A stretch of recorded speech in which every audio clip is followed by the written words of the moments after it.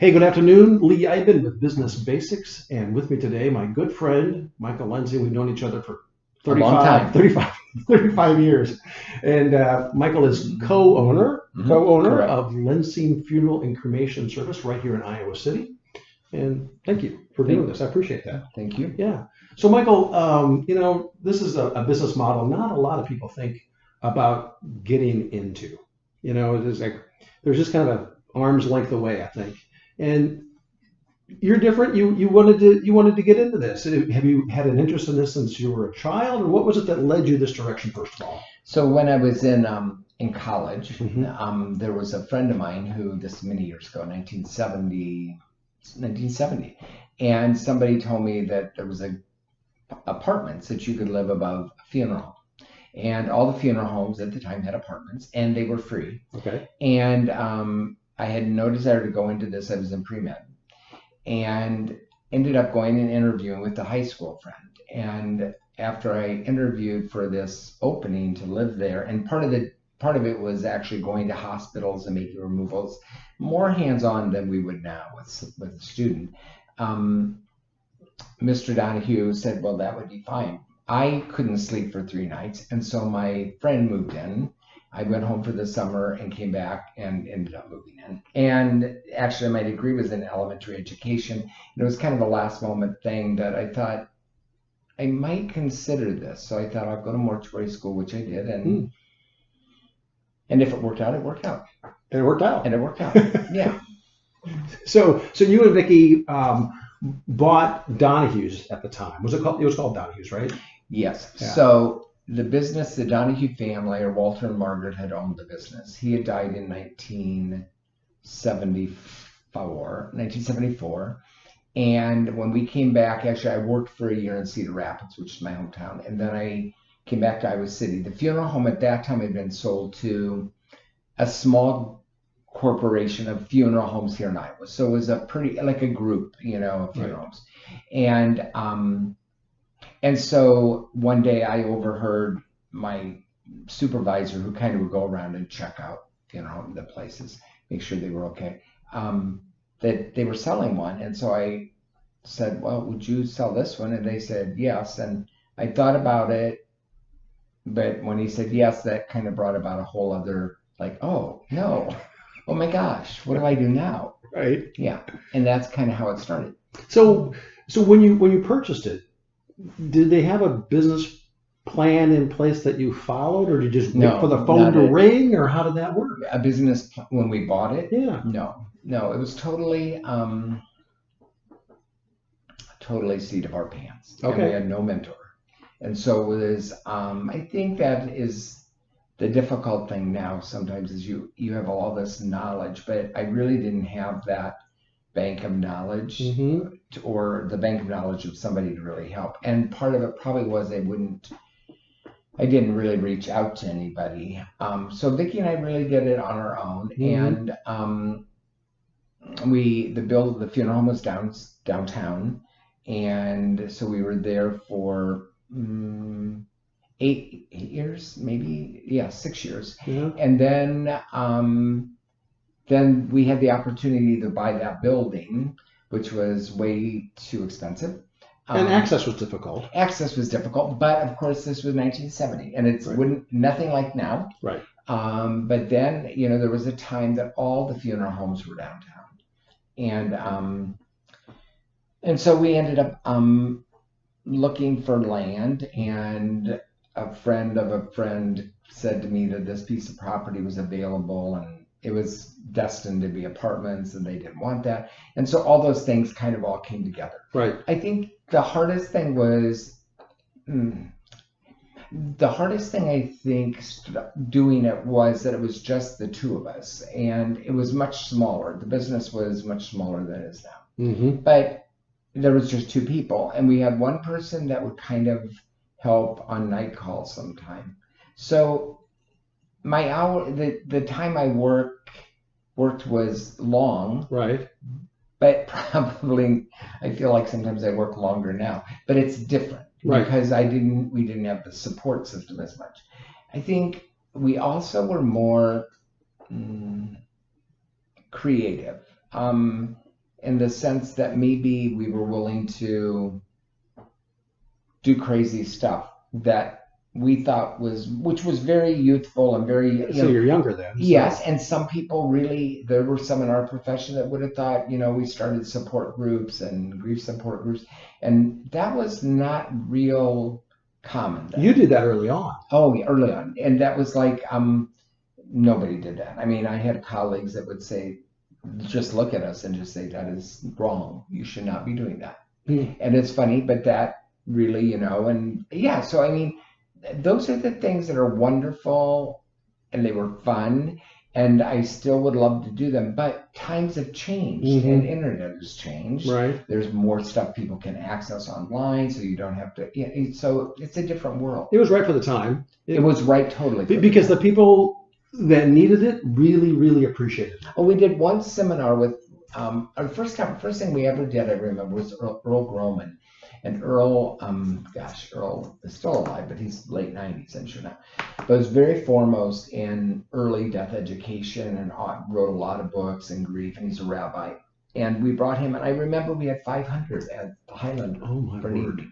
Just to hear him. Yeah. I mean, it was a different time. There's no way you get that. No, not with the internet. But probably not on grief. If it was a concert for somebody, yes, probably that is not going to happen. Right. Yeah. Right.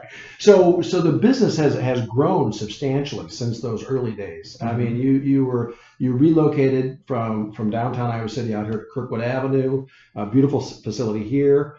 Over the years, you added the cremation service, so that was an add-on to the building. 1994. Yeah. 95. Yeah. Wow. and is that? And I imagine that is. Requested quite a bit. So when we started when we bought the business, we did 0 cremations. Right. I mean, that was just, cremation was not on many people's minds. As a matter of fact, I would say it was almost a negative thing. Okay. People would look at somebody and go, "Oh, you're burning your mother." Yeah. It's like, this is not the norm. Right. And so over the years. Yes, so like almost 60% of our business will end in cremation, and maybe a visitation. Really, that much? That much. Okay. And there may be a visitation first. There may be other options, but in doing that, I think people, that also changes revenue streams. And so for us, most people wouldn't even think about this, because fortunately, I am not a part of their daily life. I mean, it's maybe 3 times in their lifetime that they will actually be physically involved, paying for a funeral or doing some memorialization. Right. So it's not like you may go to a lot of funerals, but you aren't going to be actually the one maybe in charge of it. Right. So over the years, yes, I think it changes revenue flows, and even not only for funeral homes, but even when you look at a cemetery. How burials are done, and revenue that goes into keeping a cemetery cared for in perpetuity and all of that. So all of those things really do change a lot. And then you also have discounters, which will, how would I word this? That will many times use the internet. They may not even be present in Iowa. They could be sitting in an office somewhere else, and they actually will try to market to a consumer, which they may do, but then that business that they've just hired actually will call us, and that really isn't. People have to be very. It's like a pre-planning service. There was a group in Florida that did this, and actually they're outlawed in the state, because it was like, the funeral home here is doing we are using our license, and we're licensed. This person is sitting somewhere else doing it. So there's been interesting things going on in funeral service. I mean, there's a lot of really interesting and really cool things that are going on. A lot more with cemeteries.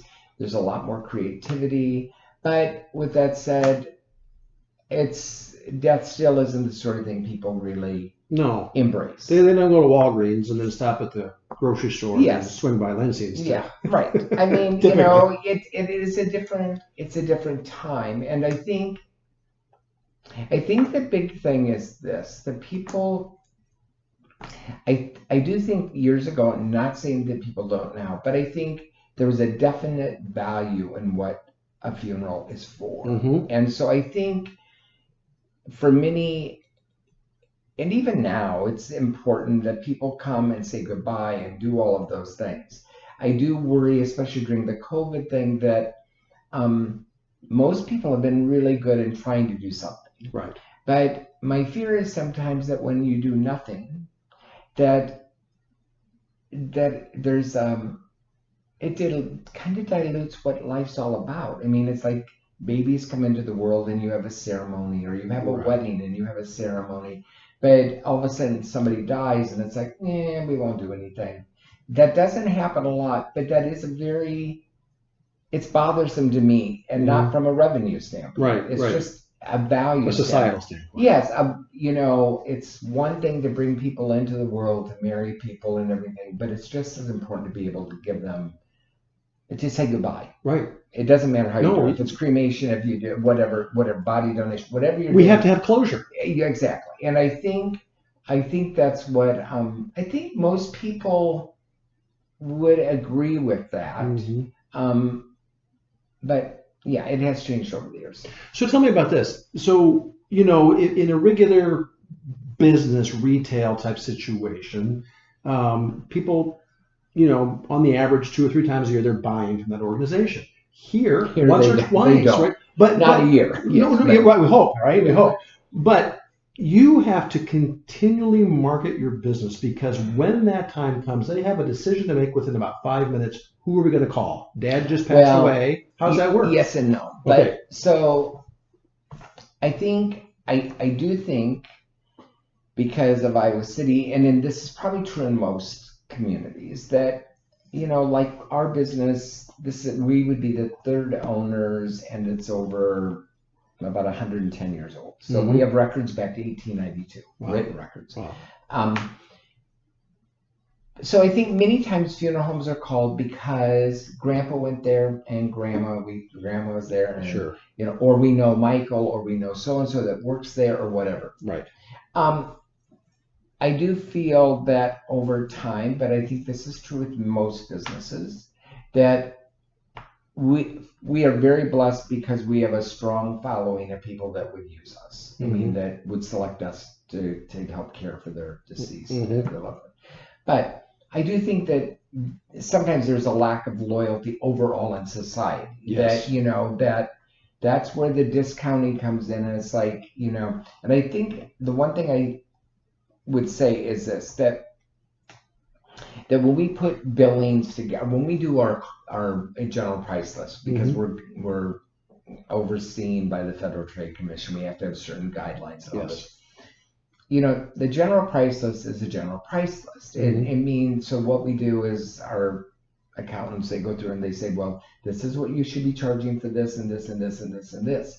And somebody else in another town or wherever could be charging different, but it's all based on what the cost of our operation is. Yes. Okay. Right. So that should vary from town to town. Taxes are more expensive here in Iowa City than they would be in Kelowna. Right.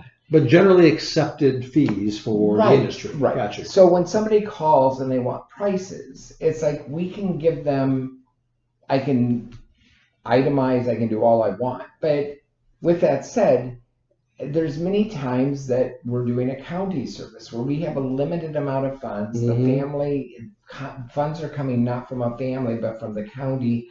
If somebody calls and they say, Michael, we have X amount, this is what we'd like to do. Can we do this? I would probably say, yes, we can do this. We're going to have to adjust this and this and this. Right. I think sometimes people, like anything, are like, so they hear a number and it's like, oh, that's it. And yes, that is true, but we try to accommodate and meet people. So it's not hard and fast. There's no, a little bit of general, I mean, if somebody's in need, right, we're there to help. I mean, it is different than if you were going to go get tires and that. I mean, it's like, this is the sort of thing that we understand. Now, we couldn't do that all the time, but we do. That is part of caring. But you're more, because of who you are and because of what you do, you are willing to work with people. Find something that's. I mean, they're not. they can't come in and buy a solid gold casket and get a heck of a deal, but we No. can find something. I that's gonna, can't get a great deal on those either. But yeah, I mean, it's like, yeah, I mean, I do think, it's different in the sense, how would I word this? I think the older generation, our parents' generation stuff, there was a standing thing that, like, if somebody died, Mhm. that kind of everybody pitched in. Mhm. It's kind of like if there was no funds or something, like, and there were 10 kids, it's like, okay, we're going to divide this 10 ways. Right. Okay. Right. I don't think that's that way anymore. Mm-mm. I think that's true probably with a lot of things. Right. It's like, that's great, but we may help out and we may not help out. Yeah. And I don't mean that in a bad way. That is really hard. It's very hard for me to ask for money, even though I have to have somebody sign a contract and all of that. And we aren't at that point, but some funeral homes, I know that you pay when you arrange the service. And in that sense, it makes total sense to me, because when you go to any other business, you would pay. You're not taking that meal on credit. Right. When I broke my leg, they took, or had my implant done, God bless them, I love it. And, we ran those processes before we did that. Right. Funeral services still lags a little bit in that, not all. And I think part of it is this caring thing that you just want to help people out. And it's a difficult time. And we aren't vultures. I think sometimes there's been this image over the years that, like, I relish in that. And it's like, you know what? It's a very emotional job. It really takes a toll. You see a lot of, really awful stuff that you really live your life with, and you think, how could somebody have done that? And yet, you meet somebody's family, and the family is real. People are people, and they love, even in the worst of situations, you still love somebody. Oh yeah, it's incredibly emotional, because not everybody's 97 years old and had a good life.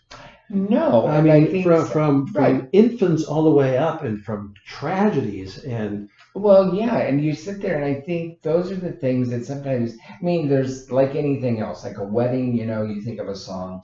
No, I'm the same way. When I think of Bette Midler singing The Rose, which I used to love, which I still do, it's a long time. I heard it a few more times. But I always think of this baby that we had a service for in 1970. It was like probably 1980, and it was down at the funeral home downtown. And I can remember that, and that's the song they play. And that's what I always think of when I hear Bette Midler sing that. Yeah. Not Star is Born. No. But it is funny what you remember, and yet those memories are so. I don't know. They're just really. Well, they're impactful. They really are. Yeah, they stay with you. They do. But, now, funeral services has also evolved. You have a diversification of products that you bring to the market, so to speak, in business terminology. But I mean, from pre-planning services. Yes, and so there's like different areas. So with products, and so you have caskets. But years ago, the whole room would have been caskets. Some funeral homes don't even have caskets anymore. Everything's done by picture. Oh, really? Oh, yeah. And, because they can order it in. They buy it off, on Amazon. Well, Amazon does have caskets. Really? Oh, gosh, yes. So does Walmart. Not Walmart. Yes, Walmart, as does Costco. We've only used one of those, which I still. That's interesting. I would have never guessed that. We had one from Costco once somebody bought online and was driven, I still don't understand, from Chicago, a warehouse here. And for the price they paid, I have no idea. I think it's a leader item. It's not the sort of thing they have. Okay. So for us, as a funeral home, what has changed, I think, is this, that I am not guaranteed that I'm going to sell a product. Because somebody can bring a casket to me, and by Federal Trade Commission rules, I can't say no. Okay. So if somebody brought anything in, I can't add a fee. That's just illegal. And so that's so long as they meet certain requirements, right? No. I mean, you can't bring in a cardboard box.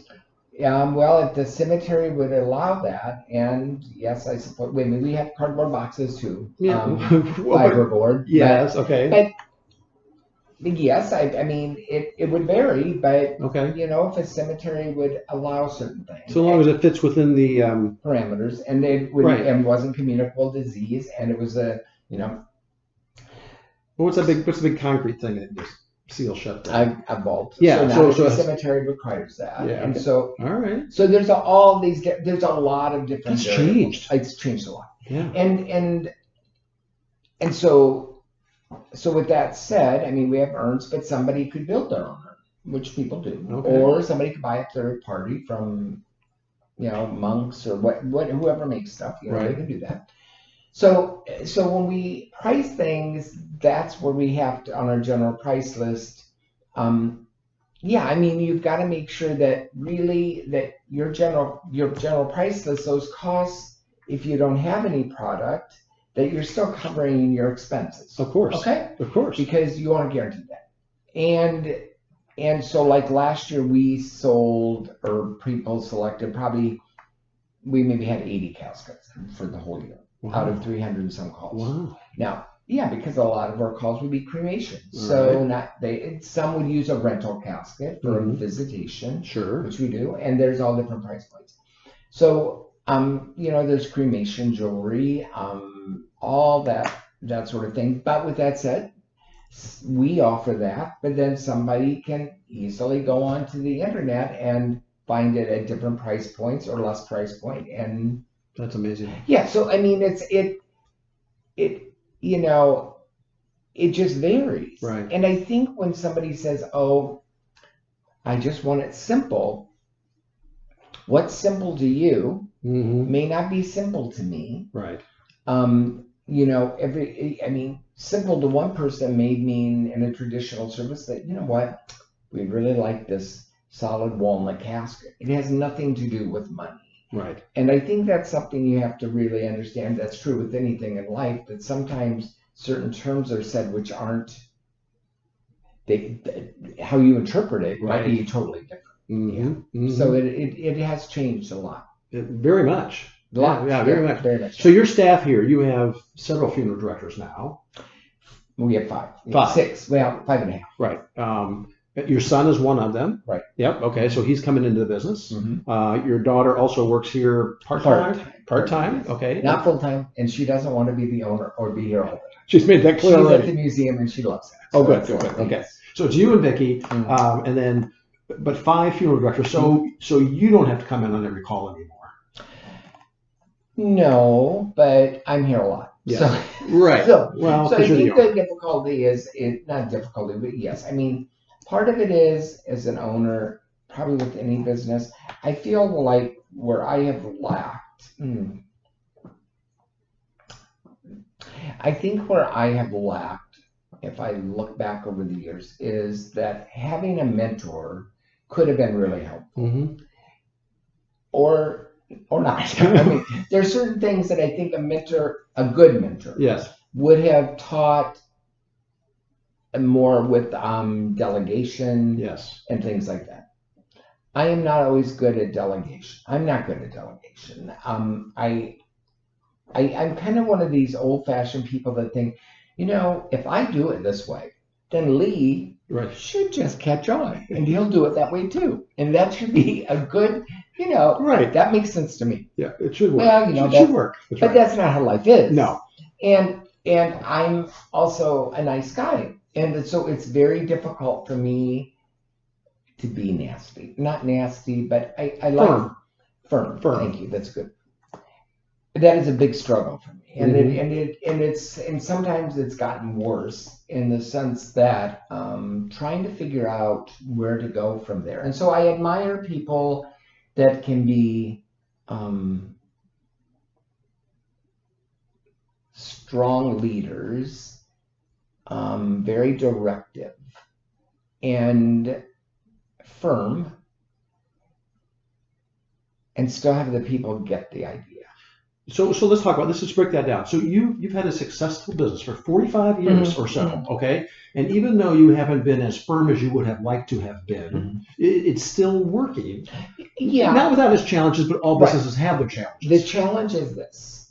The challenge is that, yes, it does work. The challenge is for me, Mm-hmm. now that at this point in my life, to pull away. Mm-hmm. And that challenge isn't anybody else's challenge but my challenge. Right. And trying to figure that out and then feeling confident that all goes okay. Right. Which it will. Right. It may not be exactly the same as what I would have done, Mm-hmm. which is okay with me, just so it's done. Right. I was reading in the journal, what is Cordell Business Journal this morning. Yeah. And I don't always read it, but there was it must have been Tim Gunther with ClickWorks or something. Sounds right.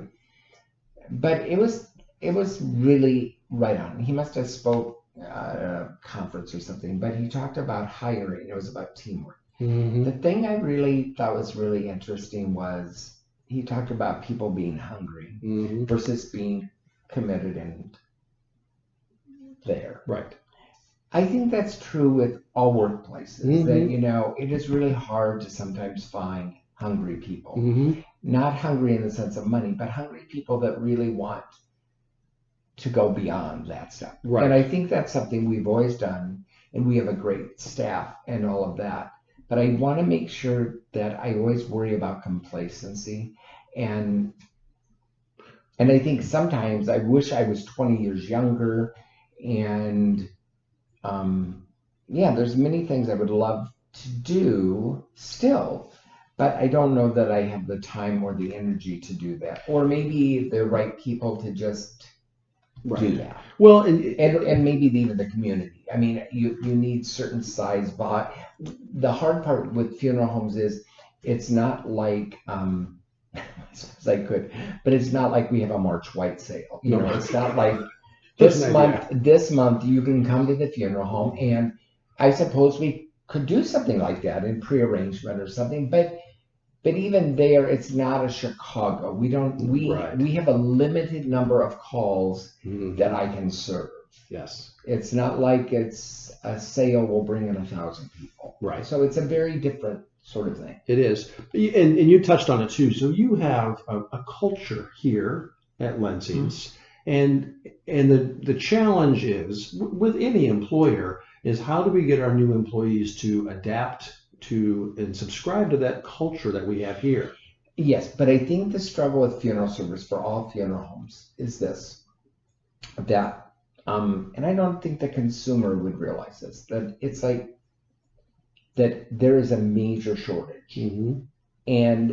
And that for somebody to come into this, it's really the time involvement is, my hours probably are always 50 to 60 hours a week. Mm-hmm. And it's like, and that's not always true with staff, but there are weeks that it's like that.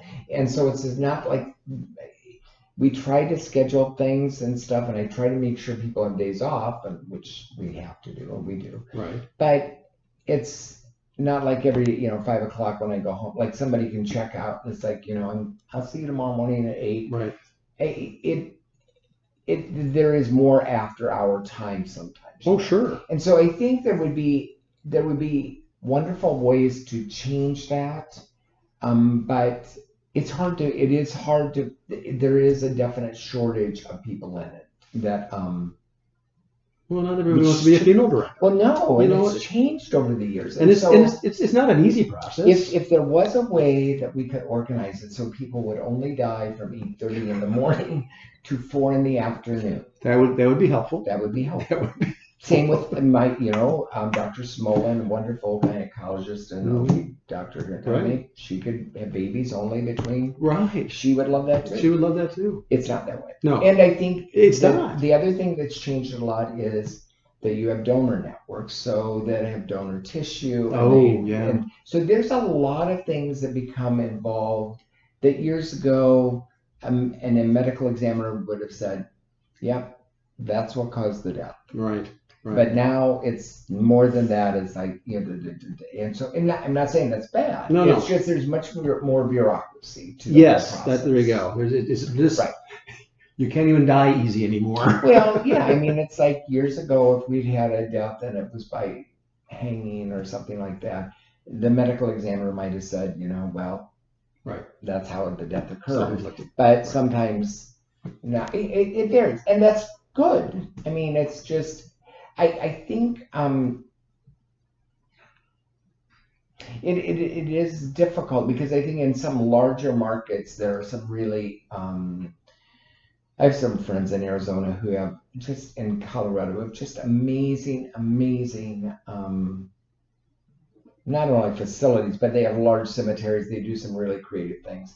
And I think, and we do that here, but it's at a different, it's different. It's, you know, you really need a lot more staffing and a lot of people and to do that. And so it's a different time. Well, and you said it. I mean, in so many ways, Michael, over the years, you can't just be a business owner and rest on your laurels. You have got to always be adapting to the change of the environment and temperature around you.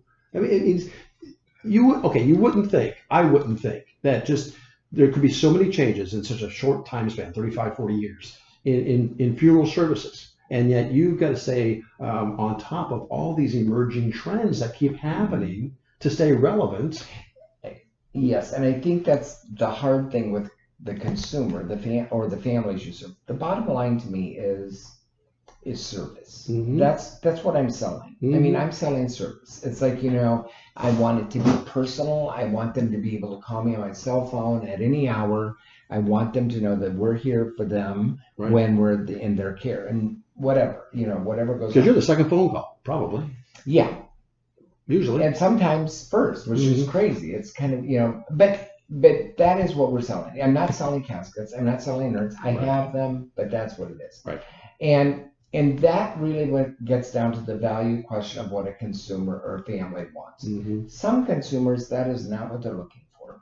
You know, it may be only price. That's it. And that happens. And it's like, and I know, you know, there's times I said, I know that I won't. Can't beat that price. Right. Yeah. I mean, there's just, and I don't know how sometimes people do that. Like even as a funeral person, you know, I'm like, how do they do that? Right. But I can't worry about the other person because I have to make sure my doors stay open. Right. And I know that I can't serve everybody. My goal isn't to I want to have every funeral in Johnson County. That is not my goal. No. That I can't do that. No, and back to that culture again, and back what you're trying to teach everybody on your staff is that you are empathetic. You are very concerned about the service that you deliver. Well, and also with that is, to me, and I think it's always been both Vicki and I, is it's not just that, it's like giving back. It's like, you know, we may be here, but we've been really blessed. And you know, the community gives you something and the families you serve, but then in turn, how do you give that back to the community? And it may be through monetary contributions or services or being able to bring in a speaker or doing all of those things. But I think to us, that's always been a biggie. Right. And so we've tried to follow that. And I still think that's important, but I think society's changed too. So I don't know that. I like to believe in my heart that does mean something to people in this community. So do I. However, with that said, I do think that there probably is a segment that is not a concern at all. Right. And that's fine. And that I can't, it is what it is. It is. All right. So we'll wrap it up, but tell me what someone who's looking at getting into any business today, maybe someone looking to become a funeral director. What's the wisdom? What's that pearl that you want to pass on to them? Go buy a beach house and just live on the beach. No, I think, well, one, I guess it's got to be in your heart. I mean, you know, I look back even now and sometimes I sit there and I think, God, you know, what do I mean, it's even at my age now, I'm like, God, what do I do the rest of my life? Yeah. I mean, I guess there'd be, the one thing I would say is this. If you own a business, no matter what it is, right, try to find a balance. Yep. That is something I've not found. And part of it's because of what I do. And part of it's my own fault. Right. But to be able to balance between work and family, it's really big. and it's hard to do. Oh, it's awful. It's And it's like, and I think, I look at our kids who are grown now. So I think how many things I missed and all of that. And yet, but you're blessed because you got two of them working with you. So. I know. And yet, on the other hand, how I loved what I do, and it was like I was serving and caring for people, But in doing that, you give a big part of yourself and lose a part of yourself. Mm-hmm. And so I think that is a biggie. Mm-hmm. The other thing I would say is that I'm always amazed. Sometimes I'm always amazed at people who have done so well and they're so blessed. I mean, they just accumulate great wealth and stuff. And I sit there and I think, what did I do wrong? I mean, it's like, I do fine, but it's like, it's not like people envision funeral homes like, well, you'll always be in business because they're always dying. You're always dying to get in. That's right. True. That's right. But it's not like, the one thing that's going to change a lot of my business in the next 10 years, I guarantee you, will be funeral homes closing their doors. Really? Oh God, yes. Because you're going to have, I hope I'm wrong, but I don't think I'm wrong. We are blessed that we're here in Iben City, and we're here by a university hospital, and it's a growing community and all of those things. But you look at a lot of smaller communities, and when you start getting like a 60% cremation rate or something, you can only survive so much if you do 50 calls a year. Right. You can't keep a bill. So yeah, I think there will definitely have to be, and it's already started, definitely be more consolidation where there may be 5 funeral homes and they all go together as a group, and, because then you can cut staff. Do an outreach service type of thing. Yeah, well, yeah, and you have only a certain number of cars and staff can move back and forth, and it's consolidation, and right. and that can be good. There's national corporates which they really consolidate, and they're still active, but yeah, I think it will change. But I guess for somebody going into it, that article that I was telling you about that I had read is you need to be hungry. And it's like, because if you aren't hungry, not for money, just the hunger of doing what you want to do and do it because you love it. That's the whole thing. It is, because you will be challenged as a business owner. You not just revenue, but on many different levels. And you got to love what you do to do it well. And with that said, also be very ethical. But that's right. Each business is different, and you as an owner have to be able to live with yourself on the decisions you make. I'm sure I've not made perfect decisions, but I can go to bed at night and sleep. That's good. And I think that is a big thing that I've never felt like I never wanted to be cutthroat, like trying, you know what I mean? It's just, I think honesty and integrity and being respectful, and even being respectful of your colleagues in your field and that you work with, but trying to define what really is going to make you different. Right. Excellent. Well, this has been an episode of Business Basics with Michael Lensing at Lensing's Funeral and Cremation Service. Thank you so much. Thank you. This was great.